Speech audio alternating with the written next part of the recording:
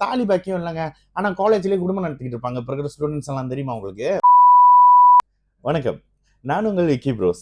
நமக்கு எண்கணி ஞானத்தையும் வேத ஜோதிட ஞானத்தையும் ஆன்மீக ஞானத்தையும் வழங்கிய அனைத்து குருமார்களுக்கும் நன்றி என்ற அதே வேளையில் இது ஒரு ஜோதிட விளக்கு வீடியோ. விருப்பம் உள்ளவர்கள் தொடர்ந்து பார்க்கலாம். நமது 18 VUR யூடியூப் சேனலை சப்ஸ்கிரைப் பண்ணியிருக்கின்ற அனைத்து தோழிகளுக்கும் நமது நன்றிகள். இன்றைக்கு ஒரு கேள்வி. அண்ணன், I want to clarify something. What is the meaning for தாலி பாக்கியம் இல்ல? Some of astrologers said if married the guy பிள்ளை என் தாலி பாக்கியம் இல்லை அப்படின்னு சொல்றாங்க.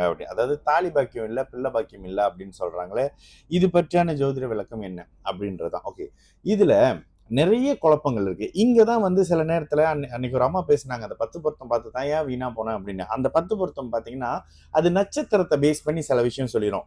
ஆயில்யம்காரங்களுக்கு மாமியாருக்கு ஆயுள் போயிடும்.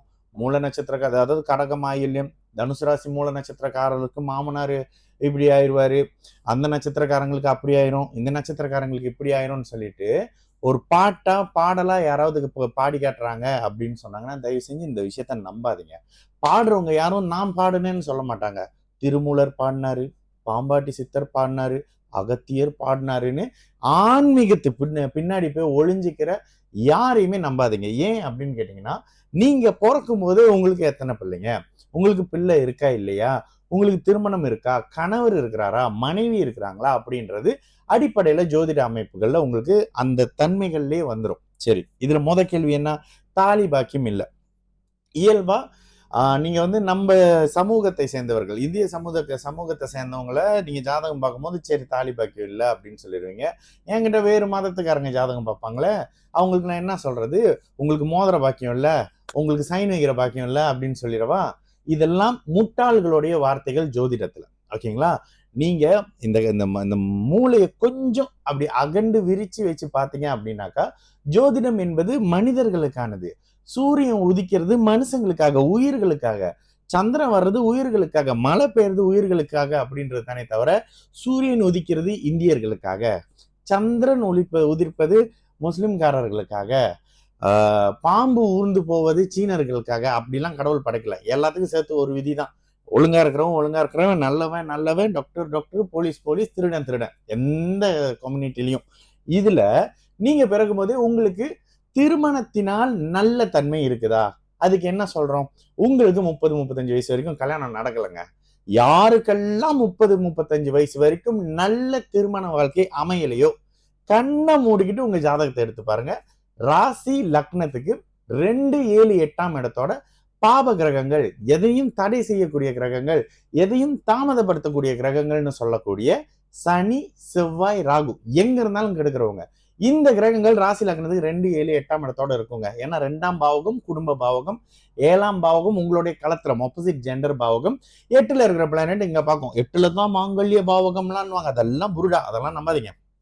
8ல இருக்கிற பிளானட் 2ஆம் இடத்தை பார்க்கும், கெடுக்கும். அப்போ இந்த அமைப்புகள்ல இருக்கும்போது உங்களுக்கு தாமதமாக திருமண அமைப்பு நடக்குதுங்க. அதே மாதிரி 5ஆம் பாவகம் கெட்டு போயிருக்குன்னு வச்சுக்கோங்களேன். 5ஆம் பாவகம் கெட்டு போச்சு. ஒரு எக்ஸாம்பிள், 5ல சனி, செவ்வாய், ராகு இருக்காங்க. உங்களுக்கு குழந்தை இருக்கான்றது அந்த அதிபதியும் காரகனான குரு புத்திர குழந்தை கொடுக்குற 3 பாவகம் சேர்ந்து ஒரு விஷயத்த பண்ணுங்க. ஒருத்தருக்கு திருமணம் நடக்கணும். 7ஆம் பாவகம் பாவகாதிபதி காரகன் சுக்கிரன், காமத்தை கொடுக்கக்கூடிய சுக்கிரன் உங்களுக்கு எப்படி இருக்கிறாங்க, எந்த மாதிரியான தாம்பத்தியத்துல உங்களுக்கு ஈடுபாடு இருக்கு? இல்லங்க இவருக்கு தாம்பத்தியத்துல ஈடுபாடே இல்லை, இந்த விஷயத்துல பெருசா ஈடுபாடு காட்ட மாட்டாங்க, அவங்களுக்கு அதுல விருப்பம் இதுல விருப்பம், பெருசான அமைப்புகள்ல சுக்கிரன் பலவீனம் ஆயிட்டாரு. சுக்கிரன் பலவீனமா அடைஞ்சிட்டாருனாலும் ஒருத்தருக்கு திருமண அமைப்பு தாமதமாகும். ஏன் அப்படி தாமதமாகுது? நீங்க திருமணம் பண்றதே தாம்பத்தியத்தை அனுபவிக்க, நீடித்த தாம்பத்திய அனுபவிக்கிறதுக்கு. அப்ப இந்த இடத்துல உங்களுக்கு சுக்கிரனே வந்து பலவீனமாக இருக்கிற பட்சத்துல உங்களுடைய ஜாதகம் உங்களோட மனசுங்க, உங்க மனசுக்குள்ள பூந்து பாக்குறது தான். நேற்று ஒரு காமெடியான ஒரு ஜாதகத்தை எடுத்து வச்சிருக்கேன், சிறப்பா இருக்கும். அதை நான் அப்புறம் எக்ஸ்பிளைன் பண்றேன். நான் சொன்னேன்ல ப்ரீவியஸ்ல 3 பேஜுக்கு ஜாதகம் ஏத்திட்டு வந்தேனே, அதே ஜோசிட்ட போயிட்டு பார்த்துட்டு வந்து சொல்லி சிரிச்சுக்கிட்டு இருந்தாங்க. இந்த மாதிரியான உங்களுடைய மனசுல, இப்ப நான் அடிக்கடி சொல்லுவேன், 2020ல உங்க மனசு இதை உணருதுங்க, 2025ல உங்க 26ல உங்க மனசு இதை உணருதுங்க, 2027ல இதை உணருதுங்க. 8ஆம் அதிபதி சமய விஷயம் நடக்கும்போது மனசு கவலைப்படுதுங்க. 9ஆம் அதிபதி பாக்கியாதிபதி தசை நடக்கும்போது மனசு சந்தோஷப்படுதுங்க. நீங்க கவலைப்படுறீங்களா, சந்தோஷப்படுறீங்களா, எதனை பெறுறீங்க, எதை அனுபவிக்கிறீங்கன்றது தாங்க ஜாதகம் உங்க மனசுக்குள்ள இருந்து பூந்து பாக்குறது. அதை விட்டுட்டு அந்த தசையை வந்து அந்த தசைக்குள்ள தான் பூந்து பார்க்கணும். ஏன் அந்த தசைக்குள்ள பூந்து பார்க்குறீங்க? இங்க இருந்து பார்த்தா அடுத்த தசை சுபத்துவம் அந்த நல்ல பலன் இந்த மாதிரிலாம் வருதுல்ல. இதே கான்செப்ட்ல உங்களுக்கு 5ஆம் பாவகம் சுபத்தன்மையில இருந்தா குழந்தை பிறக்குங்க. 5ஆம் பாவகமும் கெட்டு போச்சு, அந்த அதிபதியும் கெட்டு போயிட்டாரு, குருவும் கெட்டு போயிருக்காரு. அவங்களுக்கு குழந்தை அமைப்புகள்ல பிரச்சனை இருக்குதுங்க. இதுல திருமணம் ஆகாத பல பேருக்கு பாருங்க இந்த அமைப்புகள் இருக்கும். சுக்கிரன் கெட்டு போயிருப்பாரு, குழந்தைக்கான அமைப்புகள் இருக்காது, தாம்பத்திய அமைப்புகள் இருக்காது.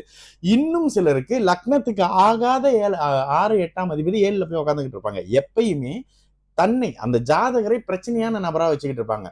அந்த ஜாதகருக்கு பெண்ணை புரிஞ்சிக்கவே முடியாது, ஆண்களை புரிஞ்சிக்கவே முடியாது, தாம்பத்திய அமைப்புகளை அனுபவிக்க முடியாதுன்ற தன்மையில இருக்குமே தவிர தாலி பாக்கியம் இல்லை, அந்த பாக்கியம் இல்லை, போன ஜென்மத்துல வந்து முன்னோர் சாபம் விட்டாங்க, பாட்டி சாபம் விட்டாங்க, பாம்பு அடிச்சு கொன்னுட்டீங்க. இதெல்லாம் உளவியல் வாழ்க்கைக்கு ஒத்து வராத ஒரு சம்பவம்ங்க. அதனால இந்த மாதிரி ஆன்மீகத்துக்கு பின்னாடி 5ஆம் பாவகத்துல கிளாஸ் எடுக்கும் போது கூட பூர்வ புண்ணியம்னு போவாதீங்கன்னு தான் எனக்கு கிளாஸ் எடுத்தாங்க. அதே கிளாஸ் தான் எடுத்தேன். பார்க்காத உணராத எதையும் சொல்லாதீங்க அப்படின்னு. அப்போ பூர்வ புண்ணிய ஸ்தானம் போன ஜென்மத்துல அதெல்லாம் யாருமே பார்க்க முடியாதுங்க. போன ஜென்மத்தை போய் பார்த்துட்டு வர்றதுக்கு ஒண்ணு கடவுளா இருக்கணும், அடுத்த ஜென்மத்துல பிறவி இருக்கா இல்லையான்றதுக்கு போய் செத்து போய் பார்த்துட்டு வரணுமே தவிர இங்க உட்காந்துக்கிட்டு கணிக்கிற அளவுக்கு யாரும் அந்த அளவுக்கு ஞானி இல்லை. எல்லாரும் சாதாரண மனிதர்கள். கணித அறிவு எக்ஸ்ட்ரா இருக்கிறவங்க கொஞ்சம் நல்லா பண்றாங்க. ஆனா அடுத்த ஜென்மத்தை பார்த்துருவாங்க. புளூட்டோவை தாண்டி அங்கிட்டு ஒரு 2 பேர் வாழ்ந்துகிட்டு இருக்காங்க. அதெல்லாம் சொல்ல முடியாது ஜோசியத்துல. அப்போ உங்களுக்கு அனுமதிக்கப்பட்டது உங்களுக்கு கிடைக்கும், உங்களுக்கு அனுமதிக்கப்படாது கிடைக்காது. இவ்வளவுதான் உங்களுக்கான விஷயம். அப்போ ஒட்டுமொத்தமாக தாலி பாக்கியம் இல்ல, குழந்தை பாக்கியம் இல்ல, இதனை 5ஆம் பாவகத்தை வச்சு குழந்தை அமைப்புகளை சொல்லலாம். தாமதம்ங்க, இப்போ குழந்தை பெண் குழந்தையாங்க அப்படிலாம் சில விஷயம் கேட்கிறோம்ல, 5ஆம் பாவகத்தை வச்சுதான். அது இருக்கா இல்லையான்றதை இப்ப இருக்கிற தாலி பாக்கியம் இல்லைங்க, ஆனா காலேஜ்லயே குடும்பம் நடத்திக்கிட்டு இருப்பாங்க. இப்ப இருக்கிற ஸ்டூடெண்ட்ஸ் எல்லாம் தெரியுமா உங்களுக்கு? ஒரு வீட்டுல உளவியலுக்கு வாங்க, இயல்புக்கு வாங்க. என்னமா ப்ரீவியஸ்ல இந்த மாதிரி நடந்ததான்னா ஆமாங்கன்னுவாங்க. அம்மா அப்பா முன்னுக்கிட்ட ஊன்னுவாங்க. நானா இல்லையே, என் பிள்ளை அப்படி இல்லைன்னு அம்மா அப்பா சொல்லுவாங்க. அங்க காலேஜ்ல போய் பாருங்க, உங்களுக்கு தெரியும்ல. இது தாங்க பிராக்டிக்கல். ஜோதிடம் என்பது இயல்பு. இயல்பா நான் ஒரு மனுஷன் 2 கை காலு மூக்கு இருக்கிறவன் என்ன பண்ணுவான்? அதைத்தான் எல்லோரும் பண்ணுவாங்க. அப்ப அந்த மாதிரியான ஒரு இயல்பான விஷயத்துல புரிஞ்சுக்குங்க. இந்த சாமி பின்னாடி ஒளிருது, பூதம் பின்னாடி ஒளிருது, பேய் பின்னாடி ஒளிருது, இதெல்லாம் தேவையே இருக்காது. சரிங்களா? நல்லது நடக்கும். எல்லாரும் நல்லா இருப்போம். வணக்கம்.